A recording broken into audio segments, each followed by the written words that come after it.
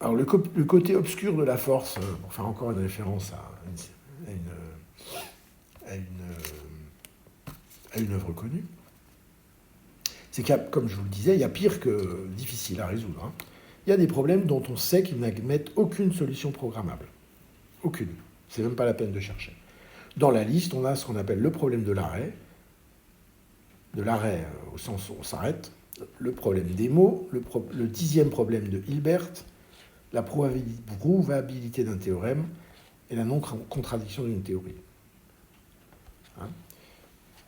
Alors, voilà, c'est pas vraiment à proprement parler une limite de nos connaissances. Hein. C'est pas, on sait pas c'est pas comme si on avait atteint un mur et qu'on attendait le bon moment pour regarder derrière. Hein. C'est que c'est un mur derrière lequel on ne peut pas regarder. Hein, c'est pas l'esprit humain là qui est en cause. Hein. C'est peut-être une limite d'une façon de regarder les choses, peut-être. Voilà, on ne peut pas, en regardant les choses comme ça, aller au-delà de ça.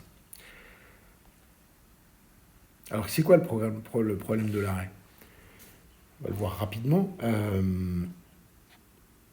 Voilà, imaginons qu'on veuille trouver, on veut écrire un programme qui fait une division euclidienne de A par B et qui trouve donc le quotient et le reste. Hein, comme je vous rappelle, je sais pas, par exemple 17 divisé par 3, 5, il reste 2. Donc ça c'est le quotient, ça c'est le reste. Je veux écrire un programme qui me calcule ces deux choses-là.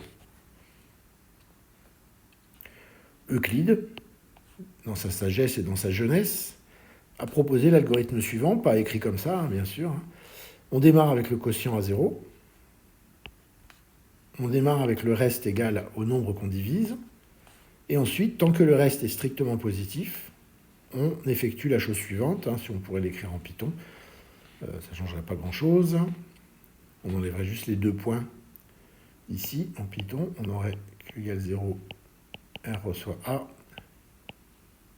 while r strictement positif 2 points, r reçoit r moins b, q reçoit q plus 1. Et voilà. Et return, si effectivement on veut renvoyer le résultat, q quotient reste. La même chose en Python. Donc vous voyez ici qu'il y a une condition, c'est que tant que R est positif, on boucle.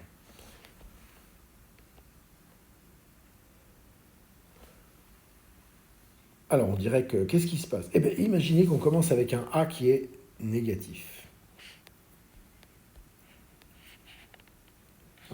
Si A est négatif au début, donc on va mettre la valeur négative, R va être négatif à cause de cette affectation, et il y a écrit, non pardon, B, autant pour moi, c'est B qui doit être négatif.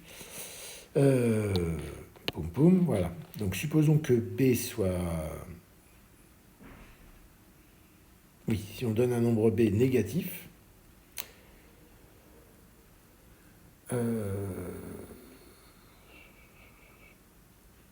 ouais, c'est une donnée du problème. Oui, c'est le diviseur. Voilà. Si on essaye de faire la division avec un diviseur négatif, qu'est-ce qui va se passer?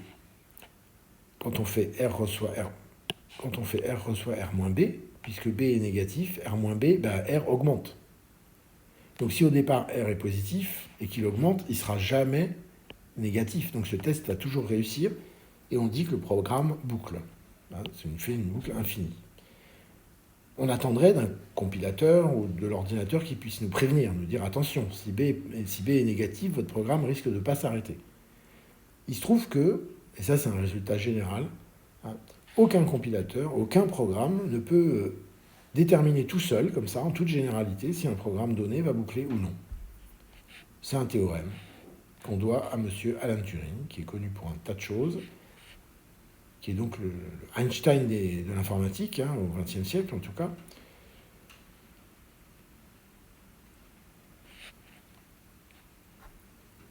Et alors, si on essaye de voir un peu comment il a réussi à prouver ça, c'est pas si compliqué en fait. Enfin, c'est un peu compliqué, mais ça ne met pas en cause des mathématiques complexes. Donc, supposons c'est une démonstration par l'absurde. Hein. C'est-à-dire que il dit, supposons qu'il existe un programme magique A, donc c'est le nom du programme, tel que si on lui fournit en entrée un programme F, et une donnée x du programme f. C'est-à-dire qu'en fait, on voudrait savoir si f appliqué à x termine ou pas.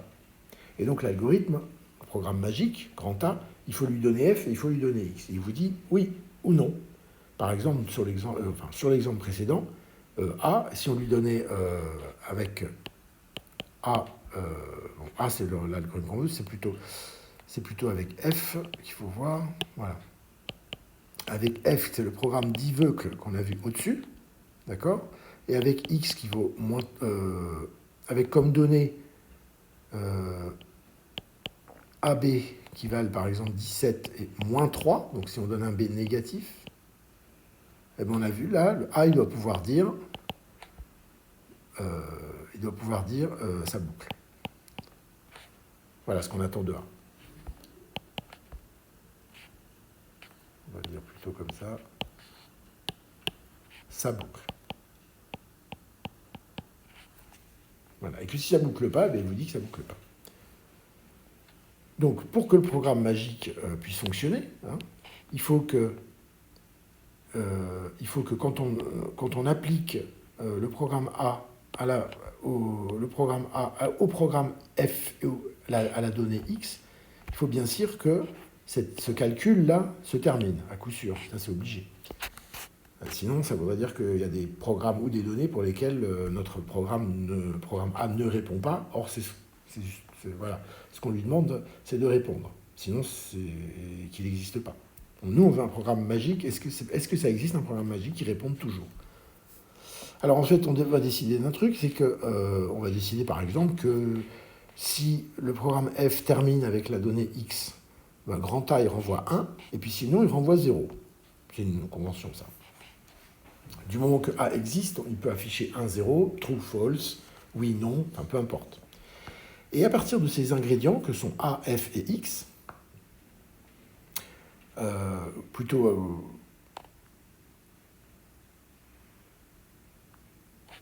va déterminer, on va inventer un nouveau programme, d'accord, qui s'appelle G de X.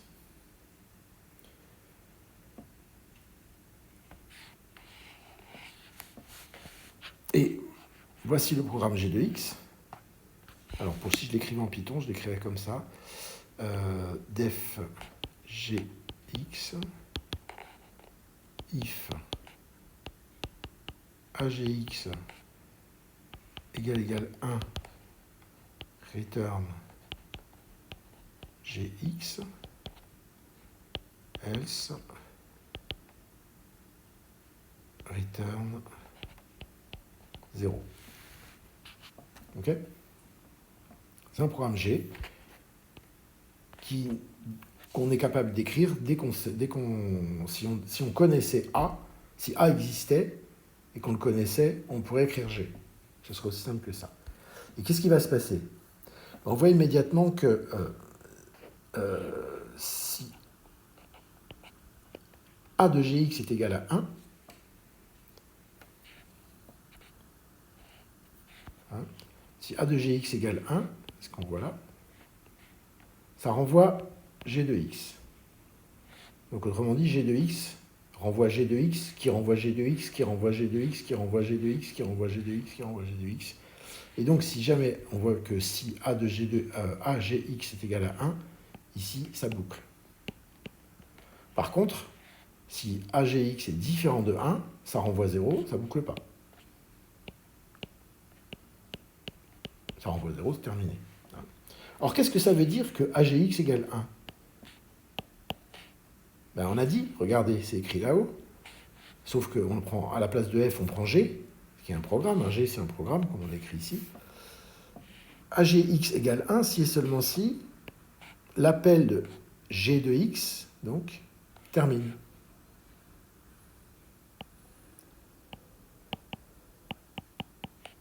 Ne boucle pas, donc terminer, c'est ne pas boucler. Hein. Donc maintenant, on vient de fabriquer un programme qui, G de X, ça boucle si ça boucle pas. Et ça boucle pas si ça boucle. Hein, Donc ça, il faut reprendre l'argument à tête reposée. On voit bien ici que AGX, c'est égal à 1 si et seulement si G de X termine. On pourrait le réécrire comme ça. Donc on a ce programme G de X, il est écrit de telle façon à ce qu'il boucle si et seulement si il ne boucle pas. Et c'est évidemment complètement contradictoire. On ne peut pas avoir un programme qui boucle si et seulement si il ne boucle pas. Vous voyez, donc ça, c'est une preuve qui est assez... Par rapport à l'importance de ce qu'elle démontre, c'est une preuve super simple. Et donc c'est basé sur le fait qu'un programme puisse prendre comme argument, comme donnée, peut prendre un autre programme. Et du coup, il peut se prendre lui-même comme donnée. C'est un peu l'idée de ce qu'on fait. Et ça mène à une contradiction. Et donc Turing a été super astucieux quand il a inventé cette preuve de l'indécidabilité de la règle. Indécidabilité, ça veut dire qu'on ne peut pas écrire un algorithme qui puisse décider dans tous les cas si un programme appliqué à une donnée va s'arrêter ou pas. Alors le problème sur les mots, on va le passer, c'est pas super, vous pourrez le regarder. De manière générale, c'est aussi un problème. Le problème de Hilbert, on peut passer dessus rapidement. L'idée c'est, par exemple, est-ce qu'il existe des entiers ABC tels que A carré plus B carré égale C carré? Bah oui, en fait, c'est le théorème de Pythagore. Le théorème de Pythagore, est-ce qu'il existe des triangles rectangles dont les trois côtés soient des entiers? Parce qu'à ce moment-là, l'hypoténuse étant égale à la somme des carrés des deux autres côtés, on aura ça. C'est connu depuis longtemps, par exemple, que le triplet 3, 4, 5 fonctionne.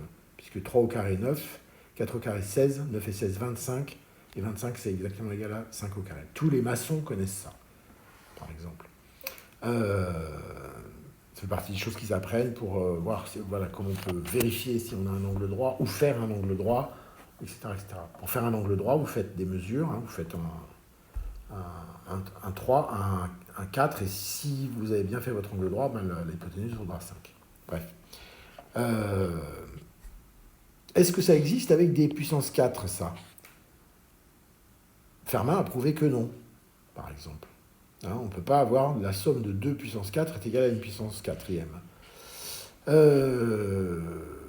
Donc c'est pas très facile à prouver. Est-ce qu'il existe la même chose avec des cubes?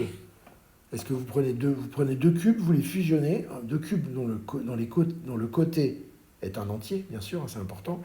Vous les fusionnez, vous obtenez un troisième cube, toujours de côté entier. Non, Euler a prouvé que ce n'était pas possible. Et de manière générale, pour quelle valeur de n existe-t-il des ABC tels que a puissance n plus b puissance n soit égal à c puissance n? Et en fait, là, on sait, depuis 10-15 ans, que c'est seulement pour n égale 1 et n égale 2. Évidemment, c'est ce qu'on appelle le fameux théorème de Fermat, qui n'était pas un théorème jusqu'à ce qu'on le démontre, bien sûr, c'était la conjecture de Fermat, qui a été démontrée par un mathématicien qui s'appelle Wiles et qui a consacré quasiment sa vie à ce théorème. Et de manière générale, ce qu'on appelle une équation diophantienne, c'est une équation de ce type-là, c'est-à-dire avec des entiers élevés à une puissance entière. Donc on cherche de manière générale à résoudre, c'est-à-dire à trouver des valeurs entières qui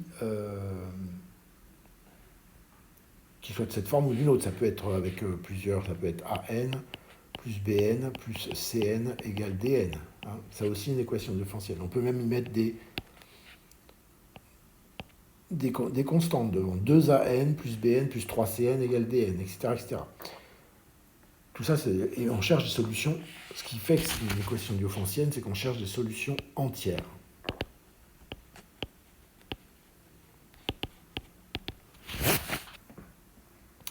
Et ça a été démontré qu'il n'existe pas d'algorithme, ça c'est sûr qu'on n'en trouvera jamais, d'algorithme qui puisse décider, en regardant une équation diophantienne,